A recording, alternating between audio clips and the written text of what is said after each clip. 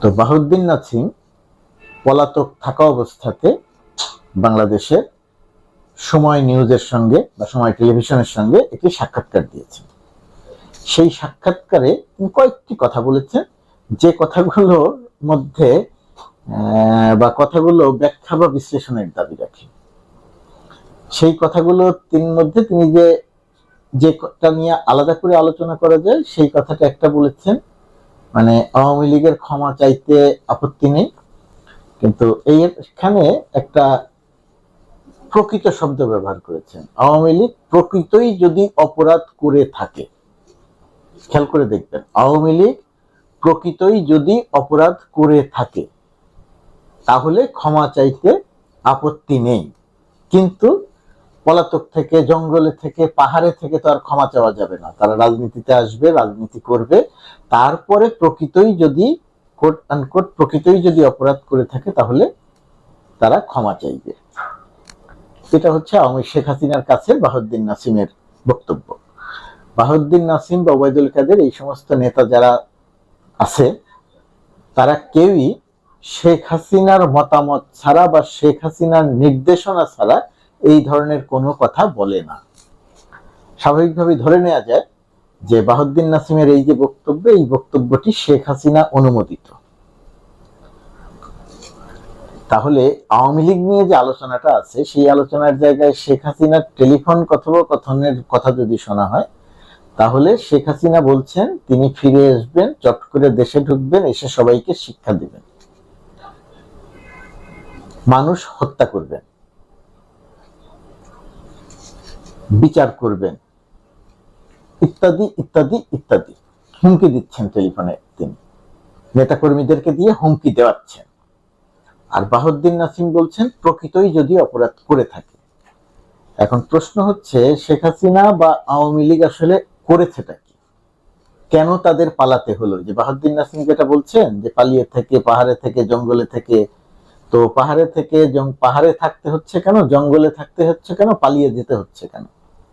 শেখ হাসিনা পালিয়ে গেল কেন? অপরাধটা কি করেছে শেখ হাসিনা বুঝতে পারছে না, বাহাউদ্দিন নাছিমরা বুঝতে পারছেন না। মানুষ হত্যা করা শেখ হাসিনা বা বাহাউদ্দিন নাছিমদের কাছে ঠিক অপরাধের পর্যায়ে পড়ে না।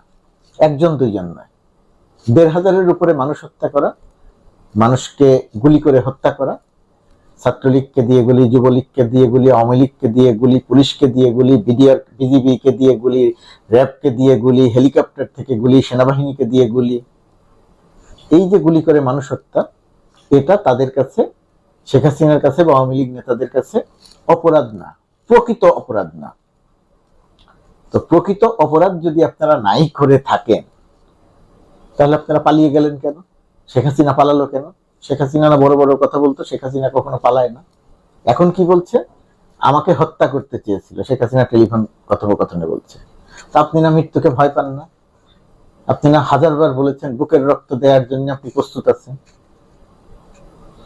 তো আপনাকে যদি সত্যিই আপনার কথা অনুযায়ী হত্যার পরিকল্পনা করে থাকে, তা আপনি তো রক্ত দেওয়ার জন্য প্রস্তুত ছিলেন। বাঙালির অধিকার প্রতিষ্ঠার জন্য আপনি প্রয়োজনে রক্ত দিবেন, পালাবেন না। তো তাহলে আপনি পালালেন কেন? আওয়ামী লীগের রাজনীতি সবসময় একটা ভণ্ডামিতে পরিপূর্ণ। বিশেষ করে গত ১.৫ দশকের বেশি সময়কালে আওয়ামী লীগ যে রাজনীতি করেছে, সেই রাজনীতির পুরোটাই ভণ্ডামিপূর্ণ। অসত্যের উপরে দাঁড়ানো রাজনীতি, জালিয়াতি এবং দুর্নীতির উপরে দাঁড়ানো রাজনীতি। আওয়ামী লীগ শুধু অর্থ বানাতে চেয়েছে, নেতাদেরকে শুধু অর্থ বানাতে দিয়েছে এবং সেই অর্থ পাচার করেছে। দেশ এবং দেশের মানুষের প্রতি কোনো ভালোবাসা ছিল, এটা আওয়ামী লীগের রাজনীতি দেখলে বোঝা যায় না। ১,৫০০-এর উপরে বেশি মানুষ শুধু হত্যাই করেছে, ৫ থেকে ৬০০ মানুষকে অন্ধ করে দিয়েছে, ২০ থেকে ৩০,০০০ মানুষকে পঙ্গু করেছে, আহত করেছে। সেই আওয়ামী লীগ এখনো বুঝতে পারছে না যে তারা প্রকৃত অপরাধ কি করেছে। মুগ্ধ, পানি লাগবে পানি, আন্দোলনকারীদের পানি বিতরণ করছিল, তার হাতে কোনো অস্ত্র ছিল না, পানির বোতল ছিল।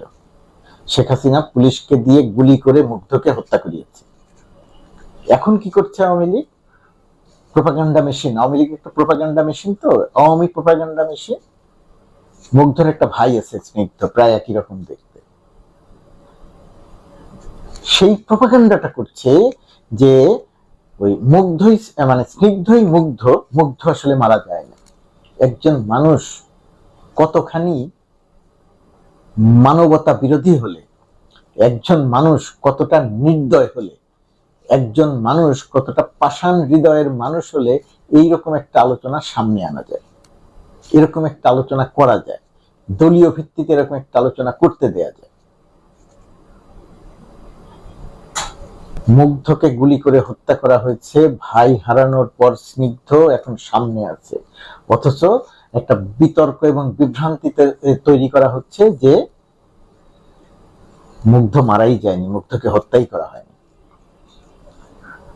একটি কথা আলোচনা হচ্ছে যে আওয়ামী লীগের ভেতরে কোনো অনুশোচনা নেই, এত মানুষ হত্যা করেছে, তারা কোনো ক্ষমা চায় না।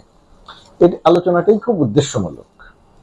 এই ১,৫০০ মানুষ হত্যা করার পরে আওয়ামী লীগ অনুশোচনা প্রকাশ আওয়ামী লীগের অনুশোচনা থাকলো কি থাকলো না, আওয়ামী লীগ ক্ষমা চাইলো কি চাইলো না, এটা দিয়ে আসলে কিছুই যায় আসে না। এর সাথে অনুশোচনা বা ক্ষমার কোনো সম্পর্ক নেই। এই অনুশোচনা দেখালো না, ক্ষমা চাইলো না, এই কেন্দ্রিক আলোচনা আমরা যত কম করব তত ভালো। আওয়ামী লীগ মানুষ হত্যা করেছে, তারা এখনো সেটা স্বীকার করে না। তারা বলতে চায় তারা কোনো হত্যাকাণ্ড ঘটায়নি, তারা বলতে চায় ডক্টর ইউনূস হত্যা করে ক্ষমতায় এসেছে।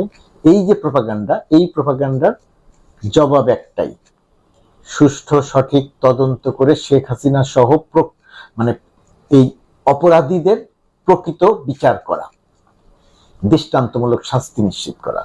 সেটা যদি করা যায় তাহলেই আওয়ামী প্রোপাগান্ডা মেশিনের জবাব দেওয়া যাবে।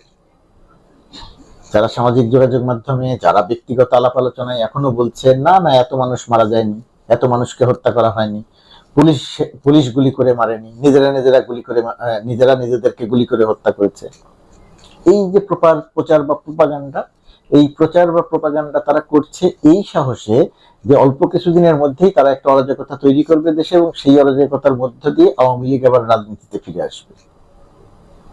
প্রথমত কথা, আওয়ামী লীগের রাজনীতিতে ফেরার ক্ষেত্রে শর্ত দুটি।